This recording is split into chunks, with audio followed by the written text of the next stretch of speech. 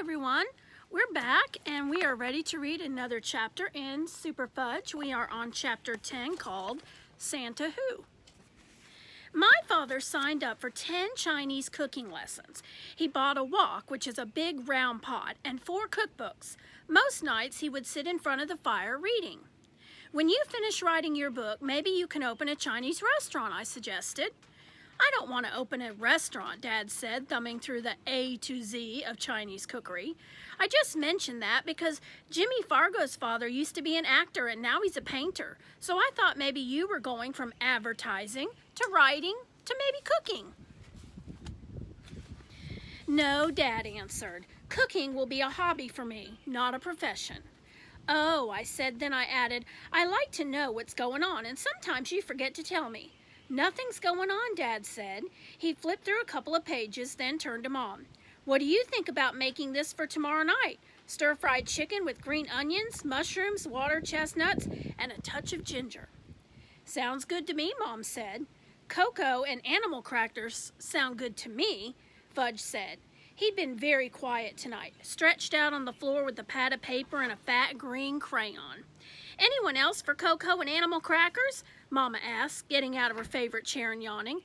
Me, I called. Make it unanimous, Dad said. What's unanimous? Fudge asked. It's when everybody agrees, I explained. Everybody agrees, Fudge repeated. That's nice. I like it when everybody agrees. What are you so busy drawing? I asked. I'm not drawing. I'm writing. Well, what are you writing? A letter to Santa. Isn't it a little early, I asked, since we're still eating leftover turkey from Thanksgiving? It's never too early, Fudge said. Where'd you hear that one, I asked. From Grandma, he said. I thought so. That makes it unanimous, Fudge said. Hey, Dad, I said, I wish you'd think twice before you use big words in front of him. Now he's messing up another one. Messing, Fudge babbled. It must be pretty hard to write a letter when you can't even write, I said to him, chuckling. I can write. Since when? Since I was born. Very funny. Just because you never see me write doesn't mean that I can't, right, Dad? Good reasoning, Fudge, Dad said. Let me see that letter, I said, suddenly wondering if the kid really did know how to write. Maybe he is some kind of genius and my parents don't want me to find out because I'm just a regular kid, I thought. Maybe they already know that he's going to skip first and second grades. Worse yet, maybe he's going to skip all of elementary and wind up in 7th grade next year with me. Worse than that, maybe he's going to be one of those kids who goes off to college at 12. There'll be stories about him in all of the news magazines and people will say to me, Hatcher, that sounds familiar. You aren't by any chance related to that child genius, Fudge Hatcher, are you? And I'll have to admit, yeah, he's my little brother. And then they'll scratch their heads and say, wow, too bad some of it didn't rub off on you. Then you'll laugh and walk away. I reached over and grabbed Fudge's letter. I looked it over carefully. It's just scribbling, I said, feeling relieved. It is not, Fudge said. Santa's never going to be able to read this, I told him. He'll read the important part. There's only one word that makes sense, I said. Bike. That's the important part, Fudge told me, grabbing back his letter. I'll help you write a real letter, I said. This is a real letter. I'll help you write one to go along with this one, just in case Santa has trouble understanding what you want. I could see Fudge thinking over my offer. When he's thinking hard, he scrunches up his lips and looks like a monkey. Okay, he said, and he passed me the green crayon and a fresh piece of paper. I'll tell you what to say. He stood over me and began to dictate. Dear Santa, please bring me a 2-wheeler bicycle. It should be red just like Pita's. Come on, I said, be original. Ask for a blue bike or maybe even a yellow one. Red, he repeated, just like Pita's, and no training wheels. Training wheels are for babies. He paused. Go on. That's all. I'm finished. I can sign my own name. He printed Fudgy in big letters at the bottom of the page. Aren't you going to write your last name too, I asked. No. Suppose Santa gets mixed up. He won't. How do you know? There aren't that many kids named Fudge, but just in case I'll put an H after my name. That way he'll be sure. Mom came back from the kitchen carrying a tray, and we all spread out on the floor and had cocoa and cookies. I'll mail your letter tomorrow, Dad told Fudge. Do you know Santa's address? Fudge asked. Yes, Dad said. What is it? I can't remember, but I have it in my file, Dad said, and he and Mom smiled at each other. Daniel's asking for a bicycle too, Fudge reported 2 mornings later, so we'll be able to ride to school together. If Santa brings you a bike, I reminded him. Well, why wouldn't he? I'm a good boy. Aren't I a good boy, Mommy? I didn't wait for my mother to answer. There are a lot of kids who can't get what they want, even if they deserve to get it. There are a lot of kids who... Why can't they get what they want? Fudge asked. Because toys and bicycles cost money, I said. So, Santa doesn't have to pay. That's not exactly how it works, I said, gulping down my milk. Well, then how does it work? Ask Mom or Dad. They'll tell you. I gathered my books and zipped up my jacket. How does it work? Fudge asked. Hurry up, Fudgy, Mom said, avoiding his question, or you'll be late for school. When I got home that afternoon, I cornered my mother. I don't think it's a good idea for you to let him go on believing in Santa. He thinks you can get whatever you want by just asking. He doesn't know about people who can't afford to buy presents. You should do something about that. After all, you told him where babies come from. How can a kid who knows where babies come from still believe? I don't see what one thing has to do with the other, Mom said, but I do agree that sooner or later he'll have to learn. She sighed. But for now, he's so enthusiastic and the idea of Santa is so lovely that Daddy and I have decided it can't possibly hurt. So please go along with us for a while, Peter. I suppose you're going to tell Tootsie all about Santa too. I suppose so, Mom said. Well, I think it's a mistake, I said. I turned and walked away. I couldn't remember ever having believed in Santa. When I was 3, I caught my parents stacking presents under the tree, and by the time I was 5, I knew exactly where to look for the presents my parents thought they had carefully hidden from me. And this year, I already knew that I'd be getting a pocket calculator from Grandma and a clock radio from my parents. I heard Mom and Grandma discussing it on the phone last weekend. Sometimes I think it would be more fun to be surprised on Christmas morning. I wish my family would try harder to keep secrets from me. That night, after Tootsie had been put up to sleep, Fudge got after the rest of us to write our letters to Santa. The early bird catches the worm, he said. Who told you that, Uncle Feather? I asked, laughing. No, Mrs. Muldor, Fudge answered seriously. He handed each of us a pencil and a piece of paper. Only 3 weeks to go, he said. Then he danced around singing. He's making a list and checking it twice. Gonna find out who's naughty and nice. Santa, who's coming to town.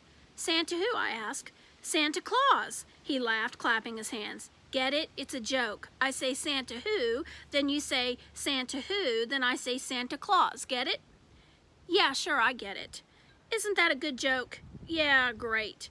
Daniel taught it to me. I'm not surprised. Fudge put his hands on his hips. Now hurry up and write your letters to Santa, he said. Rather than argue, we wrote our letters. I knew what was coming next. Now everybody reads their letter out loud. You first, Peta. I looked over at Mom and Dad. They nodded their heads, encouraging me, so I read my letter, feeling like a kindergarten baby for the first time in a long time. Dear Santa, please bring me 1 or more of the following items: a clock radio, a pocket calculator, a stereo for my room, 6 albums, and a radio-controlled model airplane. Thank you very much. Sincerely, Peter W. Hatcher. How will Santa know which 6 albums? Fudge asked. He can just leave me a gift certificate. That way he won't have to waste time trying to figure it out. Oh, I didn't know Santa could leave gift certificates. Santa can leave anything he feels like leaving, I said. Fudge accepted that and said, Now you, Mommy. When Mommy and Dad had finished reading the letters to Santa, Fudge said, What about Grandma? I'm sure she's making her list, Mom said. What about Tootsie? Tootsie's too young to write to Santa, I said. Then you write for her, Fudge said, showing another piece of paper at me. Do I have to do this? I asked. It would be nice, Peter, Mom told me. All right, dear Santa, please bring me a teddy bear and a pool toy and a box of Zwieback, Fudge said. And that's enough for her. She's just a baby. She doesn't know anything. Fudge was quiet for a minute. Then he said, What about Turtle? Oh, come on, this is getting ridiculous, I said, and I have homework. But he'd ripped another piece of paper from his pad. Dear Santa, I wrote, please bring me a rubber ball, some dog biscuits, and a new collar. Yours truly, Turtle Hatcher. I folded the letter, handed it to Fudge, and said, "I'm not going to write one for Uncle Feather." Fudge laughed. "Uncle Feather can write his own." Daniel came over the next afternoon. "Did you write to Santa yet?" I asked. "I'm Jewish," Daniel said. "I don't believe in that stuff." "Oh, I thought Fudge said you'd ask for a bicycle for Christmas." "I celebrate Hanukkah, and I did ask for a bicycle." "Who'd you ask?" "My mother and father. Who do you think?" "I thought maybe you had a Hanukkah fairy or something." "You're really silly," Daniel said, shoving a handful of pretzels into his mouth. "Thanks, Daniel. Coming from you, that's a compliment." "You're welcome," Daniel said. Then he walked away, mumbling, "Hanukkah fairy." Our class had a holiday party on the day before vacation with Christmas cookies and island punch. I didn't drink any of it this time, not even one cup, even though I was thirsty. No point in taking chances. We each got to pull a silly present out of a grab bag. I got a pair of red plastic lips. Mr. Bogner brought in a sprig of mistletoe and asked us what we knew about it. Alex raised his hand and said, "If you get caught standing under it, you might get kissed." "Anything else?" Mr. Bogner asked. Elaine said, "If you want to get kissed, you should try standing under it." Everybody laughed.